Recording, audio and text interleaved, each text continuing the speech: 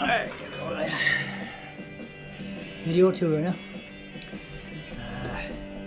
May have to upload these to my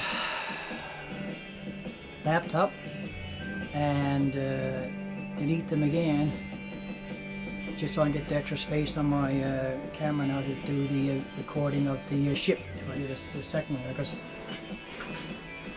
maybe no, because I got 2 hours. Maybe not, guys. I'll go right afterwards. So anyway, video tour now, guys. Here this afternoon. I think what I'm going to entitle now thumbnail image explanation videos, or whatever you want to call it. I'll pick it a title, sensible title, once I upload the stuff, guys.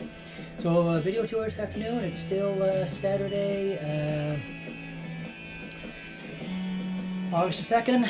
I don't know why I got struggle for the dates coming on my mind quickly. I just want to get the dates and time and all this sort of thing. At 3:22 in the afternoon now, guys. Saturday, August the 2nd, 3:22 in the afternoon, 2024. It's a lovely afternoon right now, guys. Mid to maybe high 20s, not 100% sure. I hope I'm going to find out now once I go out in another hour or so after I get a few more things out of the way and charge for myself. Got to get out now before 5 o'clock, around 4, thereabouts, maybe. Quarter after 4, I'm going to get that ship in the harbour and out of the cruise ship to make a recording of that. So, so just continue on my conversation now, guys, about what's going on with the camera, the recording, my difficulties and all the rest of it. So this kind of loosely ties in with the thumbnail images there now, guys, as well as in regards to the images in general. Another issue with this camera that I have, guys, and I was told this when I bought the camera, but my brain wasn't clicking in at the time, whatever, or just, I guess, the sheer desperation of getting something better than I already had, I was already using. I just ignored it anyway. But I've explained this many times in other recordings, but I know I have to keep saying it over and over periodically so people can just keep it in their mind, sort of thing. This GoPro camera, guys, only, this is the only option that I have, only records in the fisheye effect. So the fisheye effect, guys, it kind of like curves all the damn images, so it distorts everything. And because it distorts everything, some things you don't care about quite so much, you know, it's just general scenery things or whatever sort of thing. But when you're recording people, or if I'm recording myself, sort of thing, I cannot stomach. I'm going to be brutally honest with you, guys. I can't stomach the way that camera distorts my features, distorts everything about me, sort of thing. So if I knew that this is what the fisheye effect would do when I was recording, that it would distort images so much to the extent that they do, particularly with myself, because I am super self-conscious about my looks, guys. Super freaking self-conscious, okay? I have been my entire life. It's a hang-up of mine. I know it's a hang-up of mine. Insecurities and all the rest of it. Now, as I am aging, that is getting worse still, because whatever minuscule amount of looks I may have had in my younger years, I'm losing more and more now as I'm aging, as the wrinkles and the sagging and every damn thing that comes with aging is showing up more and more in my face, all the graying and all the rest of it, sort of thing. I feel as though whatever minuscule amount of looks I may have had at one point in my life, further on in my life, I'm losing more and more all the time.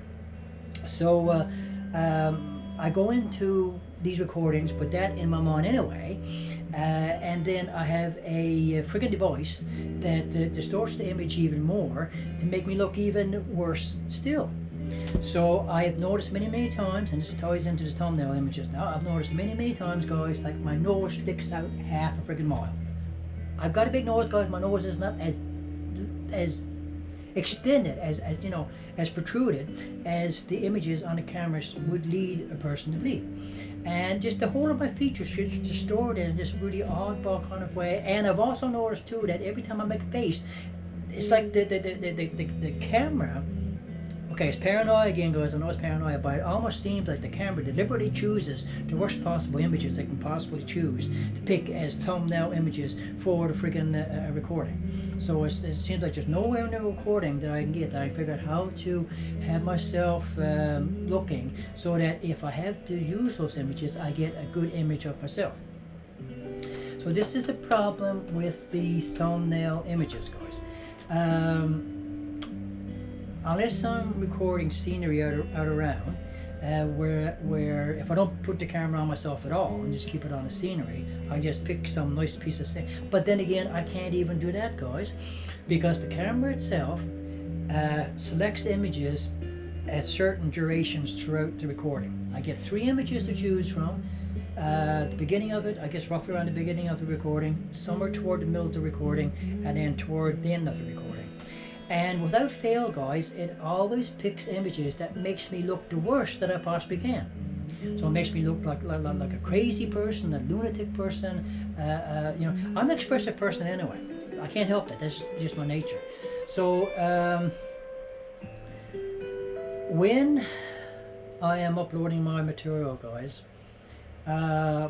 2 things you're going to look at, obviously. First 2 things that are going to grab your attention. It's how the recording is entitled, what kind of title is on the recording, how I've labeled it or whatever, and then what type of thumbnail image that I have to work with that's going to grab your attention. Now, I'm leading into what I'm making all the videos about to begin with here now, guys,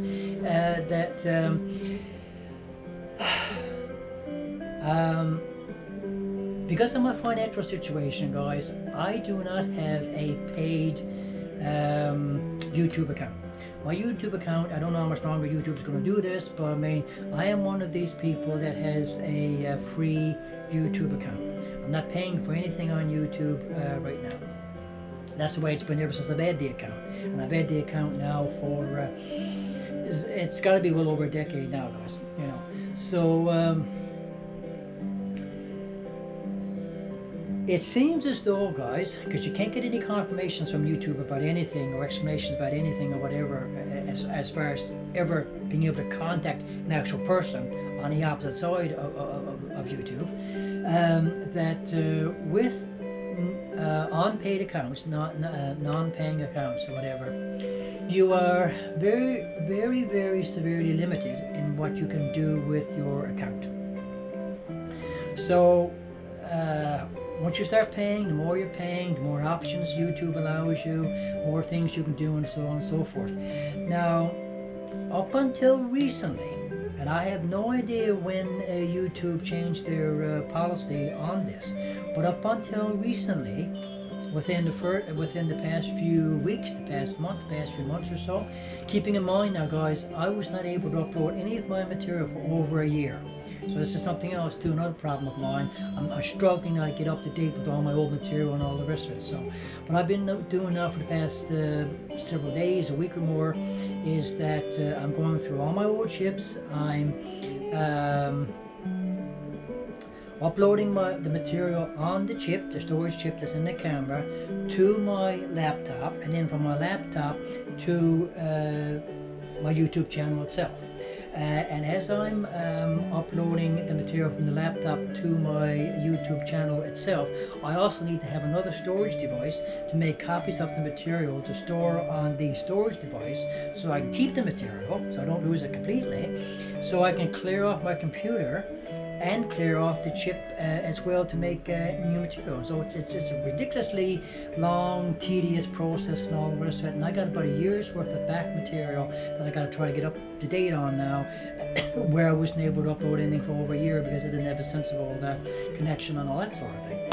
So that's what I've been fooling around with now for the past little while, the past weeks or so.